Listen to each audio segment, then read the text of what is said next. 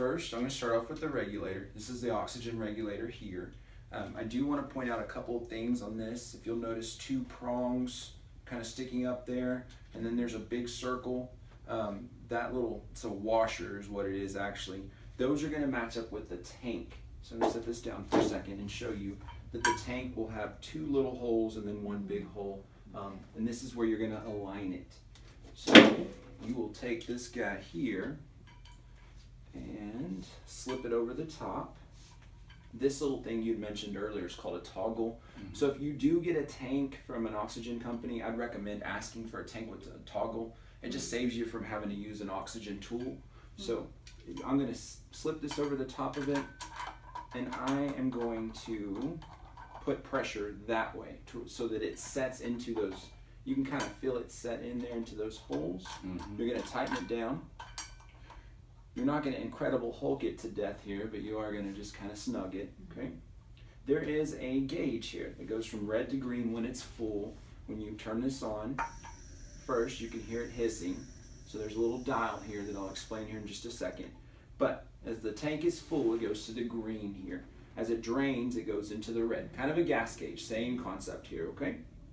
So this little dial has different numbers on it. That is the liter flow for the oxygen.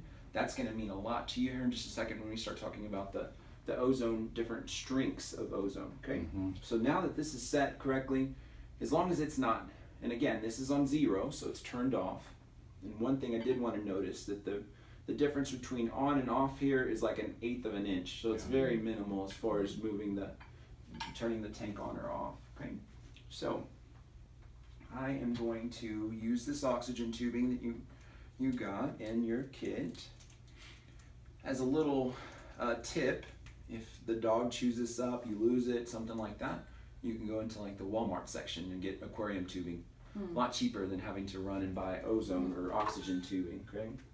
This end, one end is going to go to the little spout here in the bottom of this oxygen tank. The other end is connecting to your unit that says O2N. So it's a little, again, the little spout here that's sticking out. So slide that guy on there. And I do want to point this out now that there is like a chart. It's a flow chart on your machine. So the liter flow is on this side, and we can adjust liter flows here on the regulator. The setting corresponds to how much gamma you receive in ozone. So ozone is measured in gamma. That's the strength, that's the indicator. So like how you have a 400 milligram ibuprofen and a 200 milligram ibuprofen. The 400 is stronger than the 200. So same concept here. You're going to have different strengths of ozone, and depending on how you achieve that is how you set the liter flow on the machine.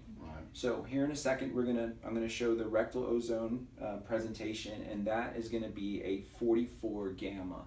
So it's 1/8 on your regulator, and I'll show you how to adjust that in just a second. So that's what I'm saying. So there's different, as we do different types of ozone that this machine is capable of, there's different strengths and different gammas that you're going to do. Okay, so I'm going to get this guy plugged in so we can show you everything.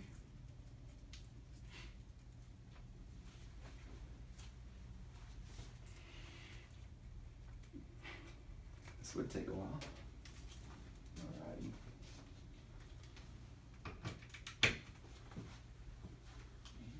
I'm going to use this chair for a second.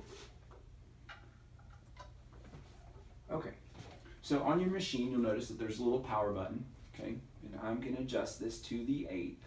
There's a little dial here that I'm clicking. It does say 1/8 on there. The oxygen tank is on. So I press the power button, and this little green ozone indicator light comes on. So that's as loud as it is. It's a very quiet unit. You can smell ozone as well. It has a very distinct smell. Not sure if you guys have smelled that before, but you definitely know when you have ozone coming out. So I'm going to turn that off for a second and get the syringe set up.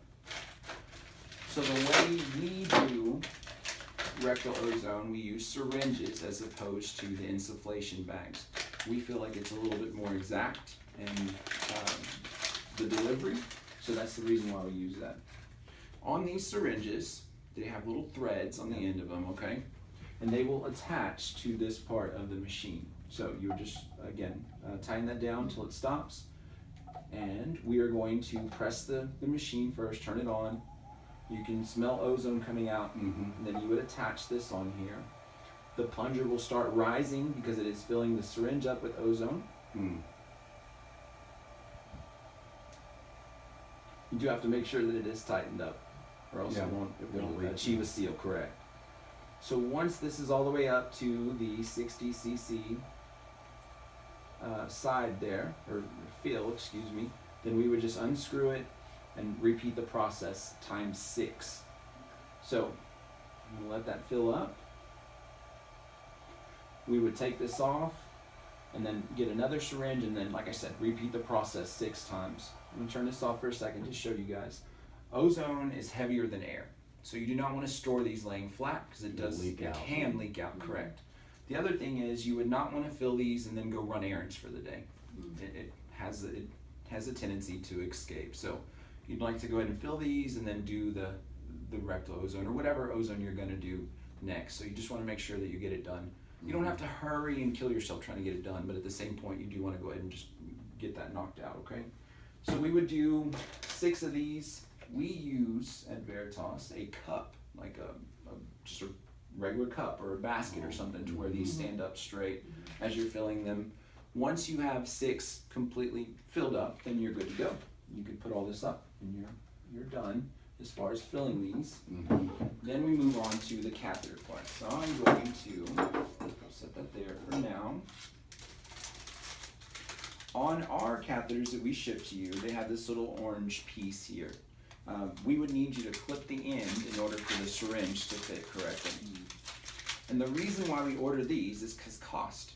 So traditional regular ozone specific that have the threaded ends are pretty expensive. We found out that we can save a lot of money by just clipping the end. These are $30 a box right now through us, so that's the reason why I say that. So you just clip this end right here closest to the orange, and now you can fit your syringe. You can just thread it in there. Okay. So I'm gonna take this off for a second to show you guys. This is a very long catheter, but you're only gonna need to insert maybe about 2 inches or so into the rectum.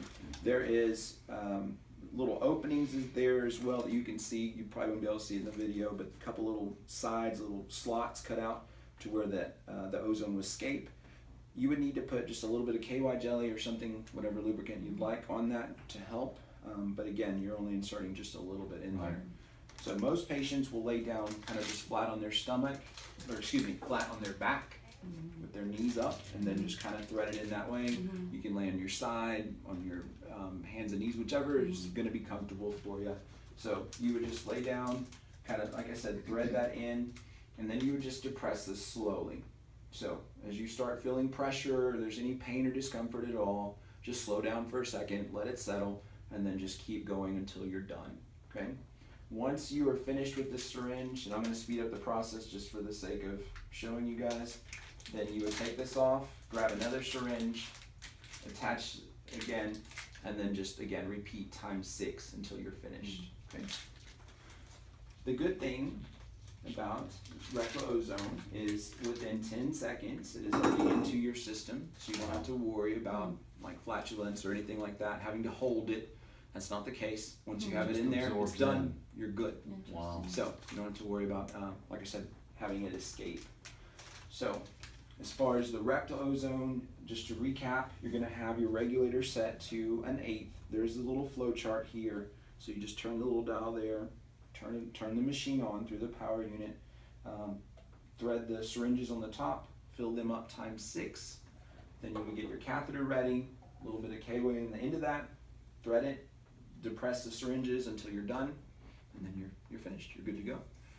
Current for your particular prescription, dentist would want you on 3 times a week. So you're going to do this on days that you do not do IVs with us. Okay. So just keep that in mind as we go along.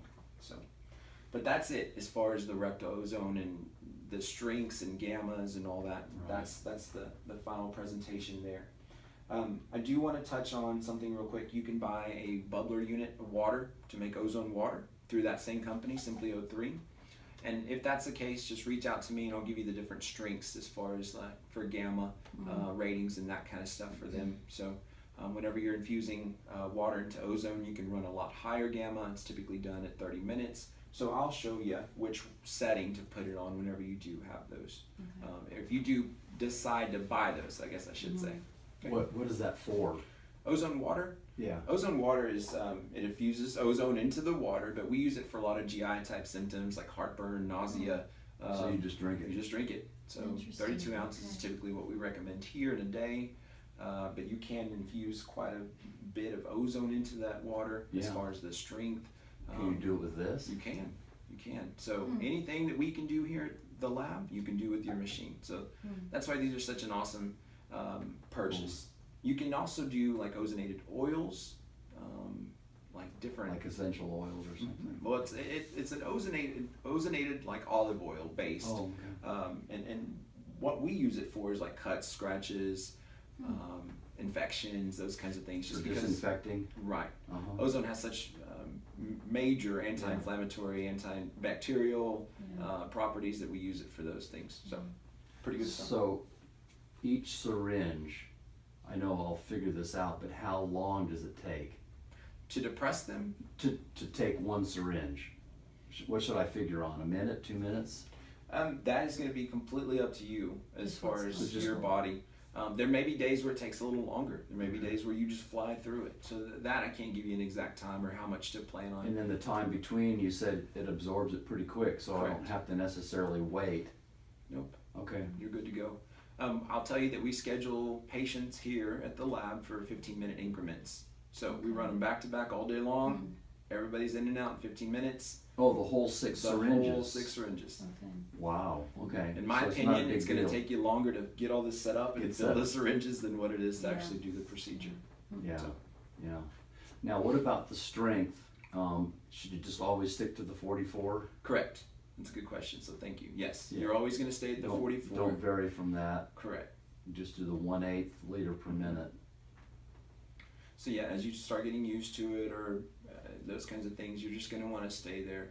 There's a lot of science that goes into the certain gammas and why we do that. Right. And keep in mind too, like I explained to you previously, whenever we do rectal ozone, we're able to put the machine at a lot higher gamma versus like nasal ozone or even ozone in IV. So those kinds of things. So that's why, again, rectal ozone is so beneficial because we're able to get such a higher strength ozone into you. So it's already pretty strong. It's pretty stout. Yes, sir. Okay. All right. I have a practical question. Sure. The syringes, since you're not contaminating them, can they be reused? Yes. Okay. You guys should not have to replace syringes for a long, long time. Yeah, until they wear out. I would be lying to you if I told you that it would never deteriorate, because it will. Eventually, as time goes on, ozone is a little harsh as far as rubber and plastics go. Right. So we'll eventually break those down. But with that being said, you have ozone in the syringes. It doesn't get any better than that as far as like disinfecting and cleanliness. So it's good stuff. As long as the dog doesn't chew over, you don't step on them, crack them, you should be able to keep 6 syringes around without an issue. Awesome. Cool. Sounds questions? good. All right. That's awesome. great. Well, thank you guys. Yeah, Get all thank this you. boxed up and Thank all you. good to go.